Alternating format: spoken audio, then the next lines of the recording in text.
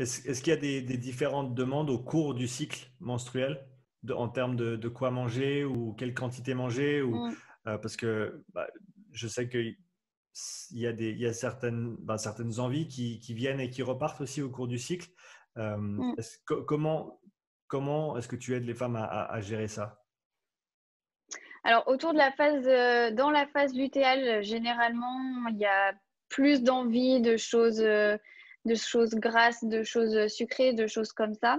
Mhm, Et ad libitum, je crois qu'il y a une ou plusieurs études qui montrent que les femmes, elles vont avoir tendance à plus manger mhm, et plus manger des choses un peu plus caloriques, quoi. mhm, Parce que en fait, la température, elle augmente naturellement un petit peu. Et du coup, c'est un peu compensé par une dépense en énergie un peu plus importante. Mais il faut quand même rester vigilante. Je pense que dans cette phase-là, moi, généralement, ce que je conseille en fonction de la personne, hein, toujours, mhm. j'en ai qui changent pas. J'en ai qui sont conscientes que du coup, elles vont avoir envie de plus de sucré, de choses comme ça. Donc, elles augmentent un petit peu leurs glucides, elles augmentent un petit peu plus leurs glucides pendant cette phase-là, ou alors elle se rajoute des collations et ça se passe bien. Mais généralement, la prise alimentaire en plus, elle est dépensée en plus, dans Et, les études en tout cas. ouais, et il y a aussi, si je me trompe pas, il peut y avoir une fluctuation de poids pendant le cycle. Oui, Est-ce que ça, c'est normal? oui, tout à fait. En fait, tu as des changements au niveau de la concentration de certains électrolytes, il me semble. Mhm, Et du coup, ça fait des changements ça fait des fluctuations d'eau, tout simplement. Il me semble qu'il y a une interaction entre la progestérone et l'aldostérone. La progestérone, elle se lierait au récepteur de l'aldostérone et du coup, ça ferait que tu garderais de l'eau au lieu de l'excréter. Donc là, potentiellement de la rétention d'eau Voilà. pendant une certaine période pendant le cycle, Ouais, d'où l'importance peut-être c'est d'avoir peut-être des moments du cycle auxquels se peser pour voir la progression de perte de poids, plutôt que de dire, voilà, si à un certain moment, tu as 1 kilo ou 2 kilos en plus, dû à cette rétention d'eau potentiellement, de ne pas se dire, ce que je fais, ça marche pas. ouais, tout à fait.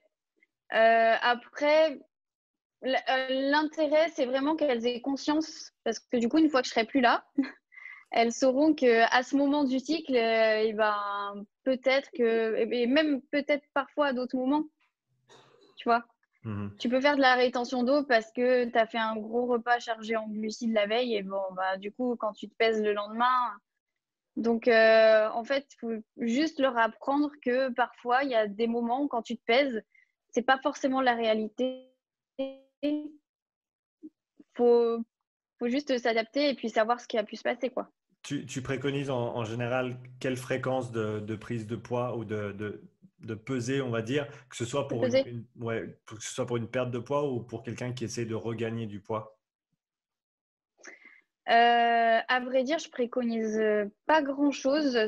Seulement, si elles veulent se peser, elles se pèsent. Hmm. Si ça devient une obsession pour elles, ben, on essaye de voir autrement si on peut prendre des mesures ou un vêtement, quelque Mhm. chose qui est moins, qui donne moins de pression. Mhm. Mais sinon, elles se pèsent quand elles en ont envie. En fait, je suis vraiment dans une démarche de responsabilisation. Tu vois. D'ailleurs, très souvent, elles m'envoient un message où elles me disent, bon, Barbara, aujourd'hui, là, avant-hier, j'ai une de mes petites coachées qui m'a écrit et qui m'a dit, j'ai mon meilleur ami qui est venu me voir avec un énorme cheesecake à la cacahuète et j'ai pas pu résister. Qu'est-ce que je dois faire? Bah, je lui ai dit, à ton avis, avec ce que tu sais, qu'est-ce qui va se passer? Est-ce que ton déficit va être annulé? Et si ton déficit annulé est annulé, est-ce que c'est grave? Tu vois? Mhm. En fait, c'est à elle de décider ce qui se passe pour elle. Ouais, comme tu as dit, responsabiliser les personnes que tu coaches parce que, comme tu l'as mentionné Mm. précédemment, tu ne seras pas tout le temps là et c'est important qu'on ne crée pas non plus une dépendance du coach où on a tout le temps besoin de quelqu'un pour nous dire quoi faire. C'est intéressant, j'avais cette conversation hier dans le domaine de l'entraînement, mais le parallèle est assez frappant dans le sens où c'est assez simple. La nutrition, c'est assez simple. Même l'exercice, c'est assez simple pour que monsieur et madame tout le monde puissent s'en sortir et faire les choses assez justes pour pouvoir soit continuer à s'amuser, soit continuer à progresser suivant les objectifs. Donc toi, c'est vraiment ce vers quoi tu tends, c'est partager les informations qui vont faire que tes coachés puissent s'en sortir sans coach à l'avenir. Voilà, c'est ça. Moi, je leur donne juste des connaissances, enfin, je les guide sur apprendre à se connaître, apprendre à connaître leur alimentation et apprendre à connaître ce qui leur correspond. Et même quand elles ont des troubles du comportement alimentaire, en fait, quand tu fais une crise, qu'est-ce qui s'est passé avant? Je fonctionne pas mal comme ça parce que je t'en ai parlé, je crois, dans le mail, mais je me suis beaucoup formée aux sciences du comportement quand j'étais orthophoniste parce que je travaillais beaucoup dans le handicap. Et en fait, c'est des sciences qui fonctionnent très, très bien au quotidien parce qu'on est tous renforcés dans ce qu'on fait. Et du coup, c'est intéressant de les amener à réfléchir sur ce qui s'est passé dans leur contexte à elles. Qu'est-ce qu'il y a eu avant? Est-ce qu'elles étaient stressées? Est-ce qu'elles n'avaient pas assez mangé? Est-ce qu'elles s'ennuyaient? Et du coup, sur quel type d'aliments elles vont avoir envie de vraiment faire du binge eating? Et qu'est-ce que ça apporte après, en fait? Et cette réflexion-là, une fois qu'elles l'ont, c'est 1000 fois plus facile de réfléchir les fois d'après. Plutôt que de juste suivre un programme qui a dit qu'on devait manger du poulet et du Plutôt que, brocoli 3 fois par jour. voilà. Et qui te dit, ben, une fois que tu as fait ta crise, ben, écoute, reprends ta diète et puis voilà. Ben Je non. pense, ouais. Ben non, je pense que c'est, comme tu as dit, c'est important que tout un chacun sache déjà de quoi il est fait de manière individuelle. Ce que je veux dire par là, c'est savoir comment on fonctionne, se connaître soi-même, pour ensuite pouvoir prendre les bonnes décisions quand il y a soit des problèmes, soit des décisions à prendre. Oui. Un autre sujet que je voulais aborder avec toi, c'était le syndrome prémenstruel. Est-ce que tu peux parler un petit peu du syndrome prémenstruel? Qu'est-ce que c'est? Pourquoi ça arrive? Est-ce que ça arrive à beaucoup de monde? Encore, je pense, un sujet qui est un petit peu tabou et dont les gens ne parlent pas beaucoup. Oui. Alors, juste pour resituer un peu, en fait, le syndrome prémenstruel, ça arrive quelques jours avant les règles. Donc, généralement, c'est pendant la phase lutéale. Faut savoir que, en fait, pendant les deux phases, tu as des niveaux d'hormones. En fait, pendant la phase folliculaire, tu vas avoir plus d'œstrogène. Tu vas avoir un pic au niveau de l'ovulation. Ensuite, ils vont redescendre un peu, mais après, ils vont remonter. Et au moment où, enfin, quelques jours, si tu veux, avant les règles, tu peux avoir comment dire? Tu peux avoir zut, j'ai plus le mot. Ouais, tu peux avoir un déséquilibre, voilà, entre les œstrogènes et la progestérone. D'ailleurs, tout au long du cycle, hein, mais généralement à ce moment-là aussi. Et tu peux avoir voilà, des maux de tête, justement ces envies de sucré, de gras, etc. Alors, les maux de tête, effectivement, tu as les œstrogènes qui peuvent augmenter les maux de tête, mais aussi, j'ai lu que ça peut être un manque de magnésium à ce moment-là. Et surtout les envies de sucré, de gras, mais aussi des troubles de l'humeur. Et alors, je t'avoue que franchement, c'est hyper individuel. Le syndrome prémenstruel, c'est vraiment différent d'une femme à l'autre.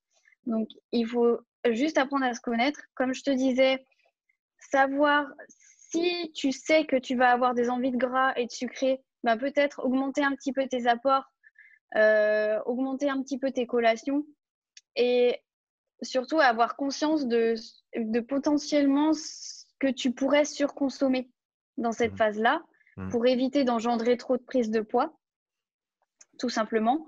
Et pour tout ce qui est après, voilà, maux de tête, etc., le magnésium, généralement, je le conseille parce que de toute façon, c'est un cofacteur essentiel dans la création d'énergie et généralement, on est plutôt carencé de ce côté-là. Voilà.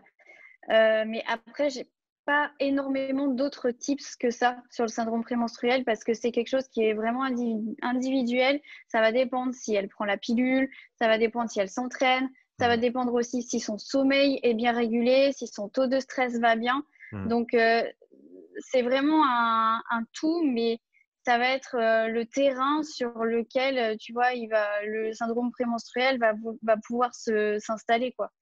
Mais en premier lieu, ça va être gérer le stress, l'alimentation et le sommeil, surtout. Est-ce que pour les femmes qui souffrent du syndrome prémenstruel, comme tu as dit, ça varie énormément d'une personne à l'autre, d'une femme à l'autre. Est-ce qu'il y a en général des modifications à faire autour de l'entraînement pendant ces moments-là? Ça dépend. Ça dépend de la femme. Généralement, elles se sentent plus fatiguées juste avant les règles, comme je te disais. Sinon, pendant la phase folliculaire, alors, il y a des études qui ne montrent aucune différence de gain musculaire entre la phase folliculaire et la phase lutéale. Et il y a certaines études qui montrent quand même que pendant la phase folliculaire, là où les œstrogènes sont plus hauts, il y aurait quand même une prise de masse musculaire qui serait plus importante que pendant la phase lutéale. Donc, on peut essayer de cycler comme ça en faisant des phases plus importantes au niveau des charges pendant la phase folliculaire et peut-être un peu plus de deload ou de choses comme ça pendant la phase lutéale. Mais encore une fois, ça dépend vraiment de la femme et puis ça dépend aussi de son rythme quotidien. Parce que moi, généralement, les deloads, je cycle pas forcément les deloads. En fait, ils arrivent quand vraiment la personne elle a besoin de faire un deload, quoi. Je fais pas vraiment, si tu veux, 3 semaines, une semaine de deload, 3 semaines, une semaine de deload Mais comme tu as dans dit, les trainings. pour ça, il faut bien se connaître, il faut bien s'écouter et savoir que Ouais. voilà, si tu as 3 jours, 5 jours, 7 jours dans le mois ou dans le cycle où tu dois pas aller aussi fort, pas faire autant, c'est peut-être pas une mauvaise idée d'organiser un petit peu ton entraînement par rapport à ça aussi. Oui, oui, oui, tout à fait. De toute façon, je pense que pour l'entraînement, le point à garder en tête, c'est que tu auras beau augmenter le volume, mais si tu récupères pas, tu n'auras pas de gain. Du moins, ils seront pas à la hauteur de tes entraînements, quoi.